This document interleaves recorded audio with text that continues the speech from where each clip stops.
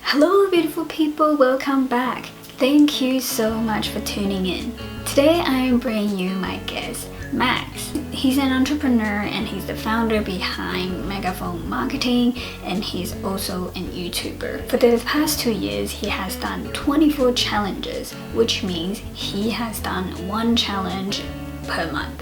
He has learned how to speak Spanish in 30 days, learned how to draw, learned how to play violin. It is incredible. Go and check it out. His details are in the description below. So I'm so excited for him to share his journey with you and share how you can enhance your productivity at home. Enjoy! Thank you so much for your time, especially because I know that you are an entrepreneur and I have been following you for a while, so I know that you have an inspiring story to share with everyone, so thank you so much. Well, before I ask you anything, I would love to know, how are you feeling today? Yeah, personally, thanks for having me and appreciate you reaching out. Today, I am feeling good. I had a recharging weekend, had a productive day. Yeah. What about yourself? How are you feeling? Take this jumper off. Okay. Wait, hold on. When you say good and productive day, that is not like feeling. How are you feeling? I feel happy and yeah, I feel happy. I feel excited for the future. Yeah. Good answer. And thank you for asking me how I'm feeling. I'm feeling excited to share your story. So would you like to tell people more about yourself, about your business and your YouTube channel? Yeah, so I guess my business journey I'll start with. So for me, I have just always loved entrepreneurship. So when I was in prep, I started a comic book character and started selling cartoons and posters and pillows and things like that. When I was in high school, I was selling things on the bus. I used to burn CDs illegally and sell them. In university, I had a business where I had just all different events going on in every university around Australia on a website, parties, society events. I like to go to a lot of parties, so it was convenient for me. So I've always really enjoyed finding something that I'm passionate about, finding something that I feel like should exist and just building it and kind of doing things in a way that makes sense to me. And so after university, the job market just really didn't appeal to me. I struggle to sit still sometimes. I always like to be creative with my ideas. And so I really wanted to jump into doing something myself straight after uni. So I tried a few different businesses, and the one that I really stuck with and the one that's had the most traction over the last 8 years was a company called Megaphone Marketing, which is a digital marketing agency. We're now a team of 30 people. We've opened up an office in LA. We've got a team in Melbourne. We've got over 150 clients around the world. So that's been this amazing journey of learning about business, strategy, marketing, paid execution. And I'm just an absolute nerd for marketing and business. So it's been fun to just keep getting more and more technical and hands-on with all of that stuff. And so then I'm always doing other things, but that's my main thing right now. And then my YouTube channel started about 3 years ago. And the idea was, ever since I was a little kid, I love learning things. You know, even around me, I've got different instruments and different basketballs and things like that. I'm spinning a pen right now because I learned spin pinning in high school. I'm always fidgeting. And so I wanted to take that love of learning, and I kind of wanted to express to the world their joy of learning, tackling something new, showing people that process. So if you've always been afraid to learn guitar, you can see someone like me fumble through it. You can watch some of the lessons that I learned from reaching out to some amazing teachers, and you can learn with me to see how you might progress if you jumped into different skills. So over the last 3 years, I've done things like learning Spanish, backflip, Ninja Warrior, salsa dancing, violin, piano, all kinds of random things. Yeah, that's a pretty medium length answer about my last 10 years of life or so. Yeah, I love it. Thank you so much for sharing that. With your entrepreneurial mindset, is it because of your upbringing? It's hard to say. Like my parents weren't entrepreneurs themselves, but I think that they were very encouraging. So I was an odd kid, and they. What do you mean by odd kid? I got in trouble a lot. I was the kid that got in the most trouble at primary school, and probably one of the naughtiest kids in high school too. So I was always playing practical jokes. I was, doing silly things, just anything to get people to laugh. But my parents didn't really, try to get that out of me. They would laugh along with me. And I think, when I would get into trading some card game or playing some video game, or, I got really into basketball, for example, and they drove me all around Victoria so I could play basketball. I was playing 6 days a week at one point. So they allowed me to get obsessed, and they were there for me to encourage with my obsessions, and they didn't try to too much in a stereotypical path. So I think that was something that I'm really grateful for with my parents. I think that they did a really good job in my upbringing, and so that gave me the confidence to jump into new projects and not worry about if it's going to go well or not. Just jump in and figure it out along the way.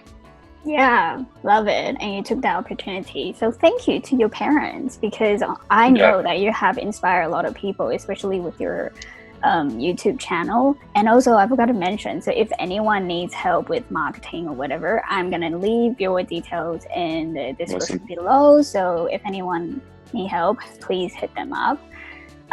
So please share with people what a life is like as an entrepreneur, and what do you think the qualities an entrepreneur should have? So I guess for me, I've had a lot of exposure to a variety of entrepreneurs. So we've worked with like 1,000 different companies. And so I've worked with a lot of business owners. I've spoken to so many, and there's a lot of different ways to be successful as an entrepreneur. Some people are, very good at their craft. So if you're a guitar maker and you're just amazing at making guitars, and maybe you know nothing about hiring and business and anything like that, but you're so good at your craft that you'll be able to get the right people around you. Some people are just amazing at finding the right people. They're not very good at anything, but they're good at finding, the right agency when they pick us, but the right team around us, the team around them. My style of entrepreneurship is I like to understand everything, but I don't need to be a master at anything. Before we launch a new service, I want to do it. I want to get really good at it. I want to learn. I want to read every single book on it, every single video, every single mentor I can speak to about something, so I can get world class at it. And I'll keep upskilling. But then I want to pass that on to other people, because I also want everything to be bigger than myself. So for me, a lot of my time in entrepreneurship is spent studying. So I'm always, I probably listen to an hour to a podcast of books every day. I might do an online course every week or two. I'm reading a lot of blogs. I've got a lot of friends in the entrepreneur space that I try to hang out with, so that whatever we're doing at Megaphone or our strategy, we're always one step ahead. And so anyone that's going to copy us is only copying from a while ago. And, thinking about strategy and delegation, but it's changed over time. So I think the skills at the start was more about perseverance, resourcefulness, and now it's all about strategy and learning and networking and things like that. That was a long answer. Yeah. Speaking of networking, who would you like to connect with this year? Anyone or anyone in the world? Yeah. So there's a podcast I really like called Aubrey Marcus. I love him. Oh, you know Aubrey Marcus? Yeah. There you go. So he's built an amazing company with On It, probably doing $50-100 million a year. But I love the balance that he has in his life. He has such a good mindset to spirituality, relationships, positive influence, and business, and health, and everything like that. And so that's something that I like to do, where I try to be. I'm not the entrepreneur that doesn't have any friends and doesn't go out. I want to have balance, and I think that's a great example of it. Yeah, amazing. What podcast are you listening to right now, by the way? I'm listening to. I kind of subscribe to about 40 or 50 different podcasts, and then I pick and choose. The thing that I've been most interested, lately is listening to the stories of companies that have scaled to $10 to $100 million plus in e-commerce into the direct-to-consumer brands. So there's a company that I love called Native. They're a deodorant company, and this guy, Moiz Ali, scaled it from $0 to $100 million sale in less than 2 years. Wow. And so I've listened to like 6 of his interviews where I just want to learn as much that I can get from him. There's another guy called Andrew Durham who started a company called Hims, and it's already at $1 billion valuation, I think in like 18 months. Those guys are just ridiculously smart. So I love listening to those types of people and seeing what have they learned and what can I kind of steal from their ideas.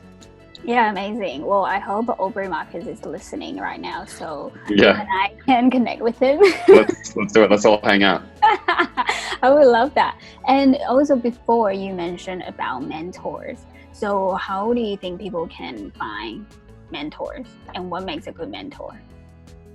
So I think that it doesn't have to be that complicated to find a mentor. For me personally, I was lucky enough to, at the start of my journey, reach out to a few people, and quite a lot of people just said yes. And so I just found them on LinkedIn. I looked at their business. If I admired and was inspired by what they were doing, I reached out, and it was just a heartfelt email to say, "This is me. I'm at the start of my journey. I admire what you guys are doing. I want to buy you lunch. If I can ever offer you value when it comes to marketing, a connection, or anything like that, I'd love to do it. And I just want to hear your story because, I want to be, maybe where you are in 5 to 10 years. And so if you'll allow me to buy you lunch or coffee for some time, I'd really appreciate that." And I'd say about 30 to 40% of people said yes. And then some of those people that I reached out to have been mentoring me or, been in my network for the last 5 years and been ridiculously valuable. And for me, in terms of finding mentorships, I think it's important to find someone that's, 3 to 5 years away from where you want to be. Maybe not 10 to 15 years. Like me speaking to Richard Branson, he's not going to have very valuable feedback because he's too high level. So it could be valuable. I reached out to the guy who started Bounced Grilled, and he was the CEO of Boost Juice. His name was Simon something. He was a lovely guy. We ended up going for lunch, but he was so high level that he's probably too high level and strategic. I wasn't ready for that conversation yet at the time when I reached out to him. He was talking about getting a board of directors, and I think I only had like 1 or 2 staff at the time. So I realized that finding someone 3 to 5 years and finding people that are maybe experts in fields that you want to learn more about. So for example, if you're really interested about building a YouTube interview channel, if you reached out to someone with 20,000 subscribers, that's probably going to be more valuable than someone with 2 million subscribers, because the 20,000 knows how they got to 0 to 20. The person that's at 2 million has totally forgotten, Yeah, thank you for that advice. Pleasure. I was gonna ask, because you share a video recently on your YouTube about setting goals, strategy. Is that what how to say? Yeah. So that was amazing, by the way. Thank you. What would be another 2 tips that you can give to people to enhance their productivity now? Yeah. So the concept on that video is something that I've been mulling on for years, and I've been implementing this year and loving, which was the integrity goals. That's the video that you're referencing? Yes. Yeah. And so that idea of being, sometimes it can be hard to find a goal that you're truly inspired by. So for me, I did have an inspiring goal in my 20s in terms of building the company. But once it got to a certain level, I'm still inspired to grow it, but it's a different type of inspiration. And so what I've connected to in a deep way recently is more about living in alignment to my integrity. So making sure that my actions are all things that I'm proud about after I do them.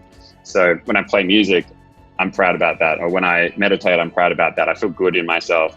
But when I'm distracting myself by eating poorly or, watching Netflix or things like that, there's nothing necessarily wrong with them. But for me personally, I don't pat myself on the back after I watch a YouTube video or a Netflix video.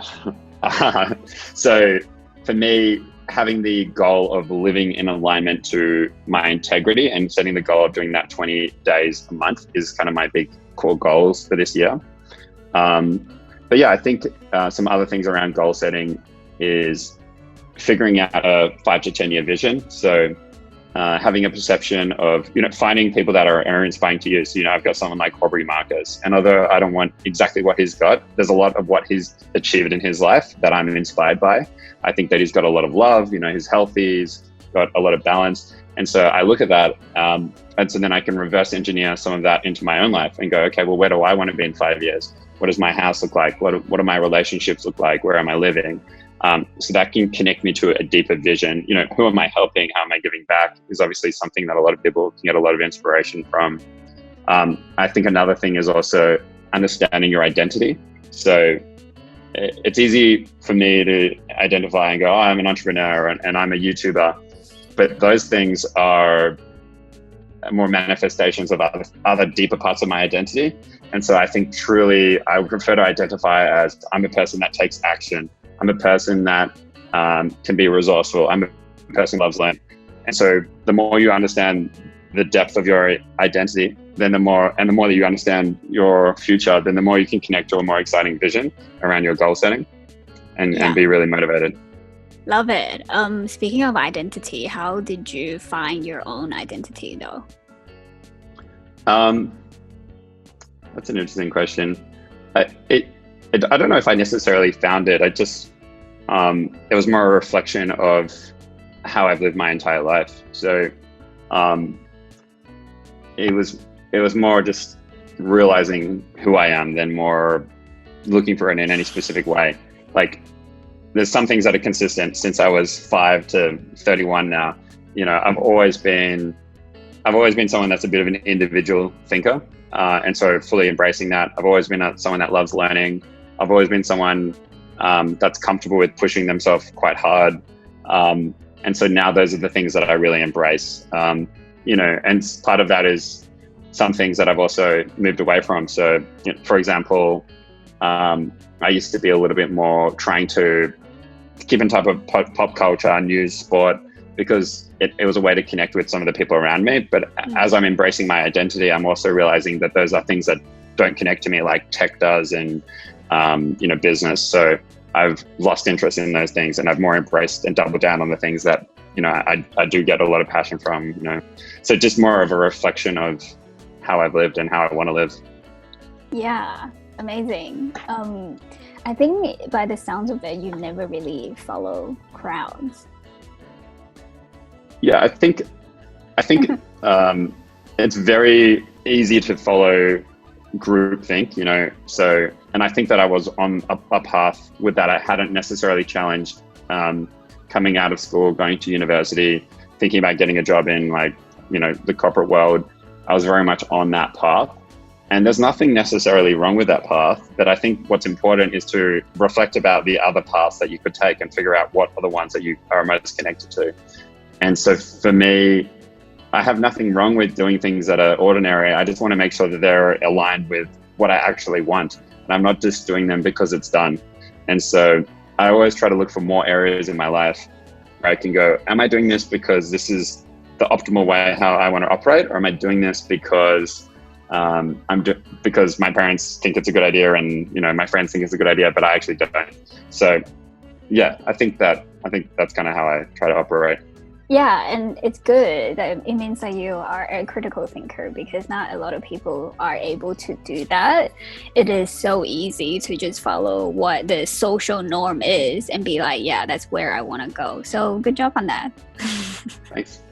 What other big lessons that you have learned before you turn 30? It was actually funny that you say that because I'm literally thinking about making a video called 30 Things I Learned Before 30. And putting that out in the next few weeks.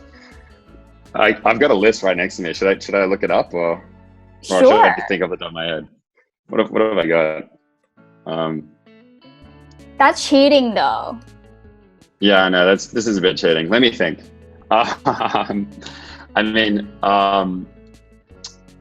think this is one that's coming down to mind. I think when it comes to love and relationships, I feel like if I want an extraordinary relationship, then I need to put in an extraordinary effort. So I believe that a lot of people think that you can just leave your romantic life to chance, and eventually, when you're not looking for it, then the right person will come up and everything will work out if they're the right person. But I don't believe that. I believe in like extreme self-responsibility. And so if I want to have an amazing relationship, I need to put in a lot of work in myself, and I need to put in the work to be, meeting the types of people that I want to potentially date. That's something that I definitely believe. I think that goes with friendships as well, by the way, but another lesson. Totally. I think, yeah, if you want to get an extraordinary result, you can't put in an average effort. Yeah. And that relates to that is also, you can't put in 70% of the effort and get 70% of the results for a lot of things. When it comes to dieting, I can't be 70% accurate and get really fit. It has to be, sometimes you have to there's a threshold that's a minimum threshold that you need to achieve to get any result. With business, you can't, sometimes for some business models, you can't put in 70% of the effort and get a client because you're only going to be 70% as good as the other person. So you actually need to put in 100% of the effort to get any results. And that concept has correlated to a lot in my life. There's so many things that I've learned. I definitely, I had a lot of learning to do when I was 20, and I've still got a lot of learning to do at 31. So, but I'm enjoying it.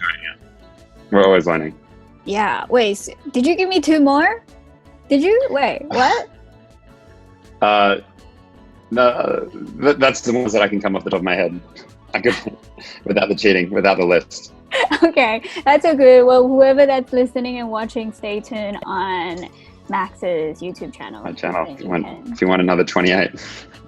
Yeah, exactly. Love it. So what are you doing when you are not working? So there's a lot of things I like to do. I like to socialize a lot. I'm very extroverted. I like to exercise. I like to spend time in nature, play music, meditate, read. Those are my more healthy habits. Clean, cook. But my less healthy habits would be binge watching YouTube, video games. Yeah, those are my main things currently. Binge watching YouTube. Yeah. I have a lot of question marks with that. Watching what? My favorite thing to watch, other than similar channels to what I do, learning channels, and I've actually been watching a lot of share market videos because the market's going crazy, and I'm enjoying seeing people analyze it and seeing if I'm going terribly or not. But I also really like watching people play video games on YouTube. It's I don't know, but I love it. It's so satisfying. Is it therapeutic? Yeah, watching someone therapeutic. Exactly. It's I guess it's similar to watching an amazing sports star play, but for me, I can really appreciate the skill level of a great gamer, and the creativity on the fly and the skill. Yeah, it's just very satisfying for me to watch. I can watch it all day. Yeah. That's amazing. You know what? I don't get how it's therapeutic to listen to people eat. Yeah, that one doesn't do it for me. That would do the opposite of therapy for me. But those views are so high. I just don't get it. It's so interesting though. ASMR, that there's a lot of trends that didn't connect to me, but yeah, I don't think that gaming connects to a lot of people as well. So you find your niche and you enjoy it. Yeah. Yeah. Will you be doing more challenges? Because I know you have revisit some of it. Yeah. Are you gonna take on new ones?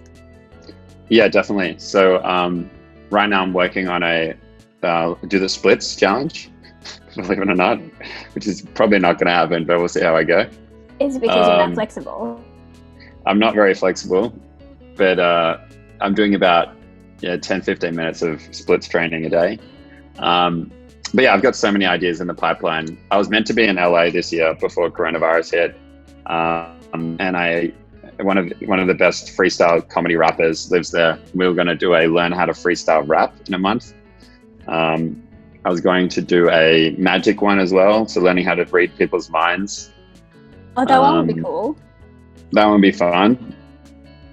But yeah, there's so many different ideas. So I often wait for a strike of inspiration. I try to make the challenges something that I'm genuinely excited about. And so, you know, that this stretching one is just something that is particularly appealing to me. So there's less mental friction to jump in, you know? So interesting. Yeah, we'll see how I go. Yeah, good luck. How are you really dealing with this whole COVID? Because it sounds like you had to cancel a few plans. Yeah, there's definitely a big change in my year. So this was actually going to be a very different year to the way that I've lived my life previously. So I was going to move to LA and been living in Melbourne my whole life. We're going to do a team retreat in Bali. So we're going to get everyone from Megaphone all out to Bali. We had to cancel that. I had a business event on in Italy and then all around America. I'd already bought tickets for different business networking events, some really cool stuff. All of that's cancelled. I had a wedding in Scotland that was cancelled. So it was meant to be a year where I was going to be a lot on the plane, and you know, now obviously I'm not going to be on the plane the whole year. But I'm handling it really well, all things considered. For me, I just feel like life always is just a set of circumstances. And if I'm in a good state, then my opportunity is just to make the best of the circumstances. So we're still building up our LA client base, even though we're in Australia. And, you know, luckily my roommate has a beach house, so we've gone to the beach house a few times, and just trying to make the most of the situation and enjoy myself until things start to ease. And yeah. How about yourself? Emotion. Well, I was gonna ask you, has it affected you emotionally? The thing that when it most emotionally affected me was before lockdown. There was about 2 weeks where I was very conscious of the fact that it was going to get a lot worse, and everyone around me was saying like, "Oh, it's just a flu. It's not a big deal." And I went into Megaphone and I was like, "We got to get prepared. You know, we need to start thinking about sending people home. We need to have a plan on how we're going to lose all these clients." And everyone was looking at me like I was this insane person, like I was some conspiracy theorist. Little did I know. Friends were like, "You want to hang out?" And I was like, "No, I'm not leaving the house." And I was buying a home gym, thinking that all the gyms were going to close down. And so that was a really weird 2 weeks, because it was just weird because everyone was looking at me like I was crazy. And I wasn't sure if I was crazy or not, but I still wanted to do what I was doing. But once the world got equally as crazy as I was, and then I was normal again, then I had a wave of anxiety released. And now that Victoria's, you know, we had 22 cases today, but for the most part, we've been under 10 cases a day. So I definitely feel like, it's going to be easing, and who knows how it's all going to play out. But I do feel like we're going to find some sort of level where we can kind of maintain some normalcy and get back to life, hopefully in the next few months. Yeah, definitely. How did you only overcame the anxiety after the news? Like, you are normal. Whatever you were doing, you were like, yeah, oh, okay, I'm not that weird. It was a weird thing, because it was like I thought the world was, about to change massively, and the actual event wasn't the thing that was making me as anxious as the fact that no one was taking it seriously. Because if no one takes it seriously, then it is going to be so much worse. And I was scared that Australia wasn't going to do any lockdown, or it was going to take too long, and we were going to be like Italy or New York.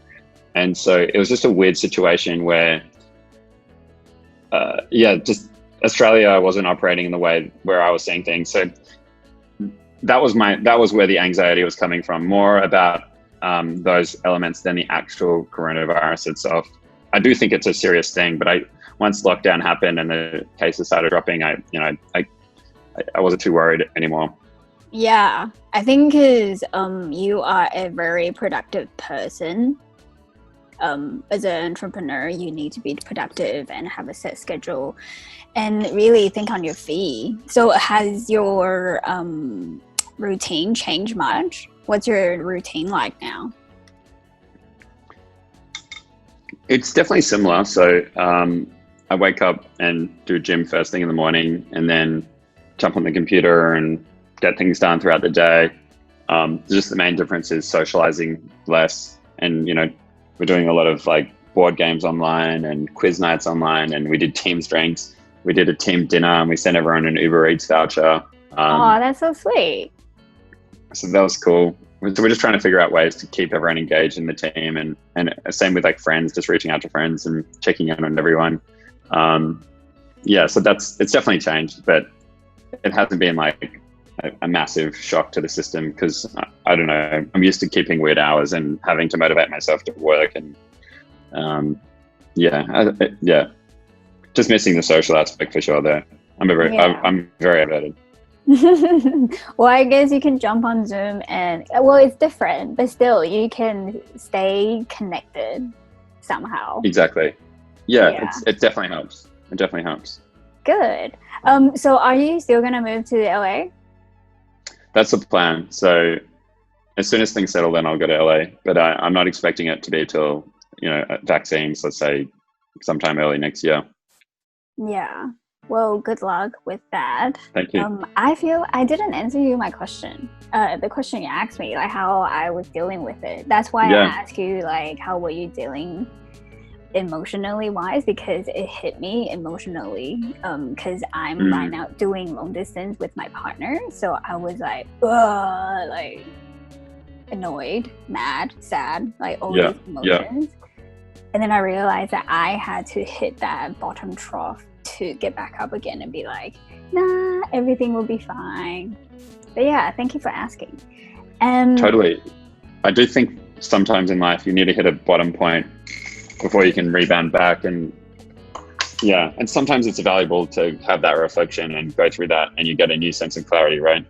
Yeah, definitely. And also it not only the relationship part, like with friendship and projects, and I am really, really enjoying the situation.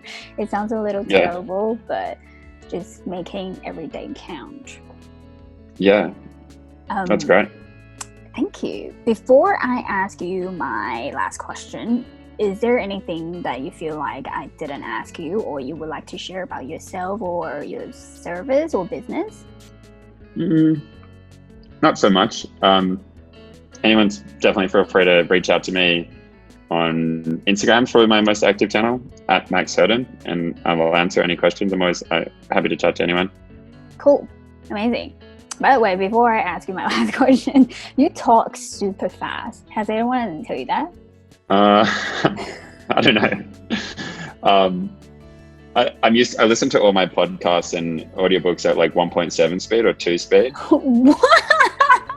So maybe that's just how my brain operates. Honestly, if I watch YouTube, if I'm watching Netflix, I'll watch it at 1.5 speed or 1.6 speed. Like I watch tagging at 1.6 speed, because that's just the pace that my brain likes to enjoy things. No one, I haven't met many people like that. But no, how do you absorb any information? That's crazy. It very quickly just becomes normalized, and one just feels crazy slow. So yeah, if anyone wants to try to get through more content, highly recommend. But I know that's weird. I'm aware of that's weird. No, it's good, but I'm like pivoted now. But do you get annoyed when you talk to people who are like super slow talkers? I'm not annoyed, but I get very direct. So I mean, in a social context, I'm totally fine with it, and it's there about being present and just enjoying each other. But in a business context, I'm very direct. I'll try to, if someone's trying to sell me something and they're just telling me about all the benefits that I've already read on the internet, I've already read that. Can you just tell me the price? Like I don't mind being very direct, because I don't want to have an hour phone call that could be done in 5 minutes. Yeah, that's just my style. And is that how you treat your employees too? Definitely not. Although I'm direct to my employees, I'm conscious of trying to and how I can connect to them in the best way possible. So I will be direct. I won't try to beat around the bush if I have feedback or something like that. But I'm also very conscious of treating them in a way that I would want to be treated, and and also just understanding their communication style and understanding what are the ways that they learn best, and how can I reach them in a way that they're going to connect to it deepest. Yeah, definitely not to employees, definitely like that to clients. You need to be very adaptable. But when someone's trying to sell me, that's the time where I can choose my style, because they're trying to sell me. So yeah, I get a little bit more control in that situation. Yeah. Yeah, I love it. You are an amazing boss. Good job on that. So my last question for you is, how can I or other people help you right now, or how do you think we can help other people? How can we help other people, or what was the question? Or what was the question? Sorry. Well, I feel like I combined two questions into one. So how can we help you, and how do you think we can help other people? I mean, in helping me, I'd say reaching out and saying hello. That'd be cool. In helping other people, I mean, there's so many important issues that people can connect to. For me, it's hard to quantify what is the most important issues. So for me, I'm really passionate about animal rights, and that's the thing that over the next 20 years I want to make a dent in.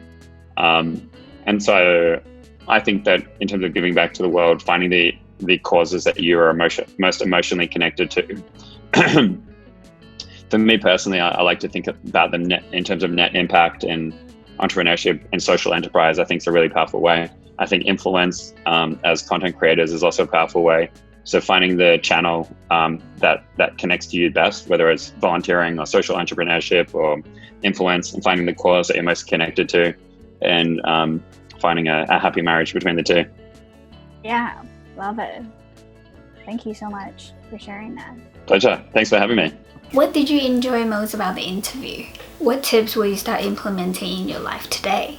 If you want to start your own business, I think Max is a great example to illustrate what it takes to have a successful business, which is persistence, resilience, and a lot of hard work. Rome wasn't built in one day. So what kind of success do you want in life? And are you willing to put the work in it?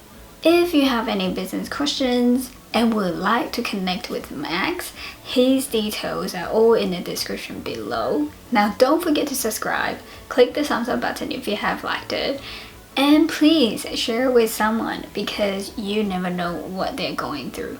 And remember, you're amazing and you are not alone. By the way, if you're finding it hard to discover your own identity, check out the interview here. I'll see you in the next video.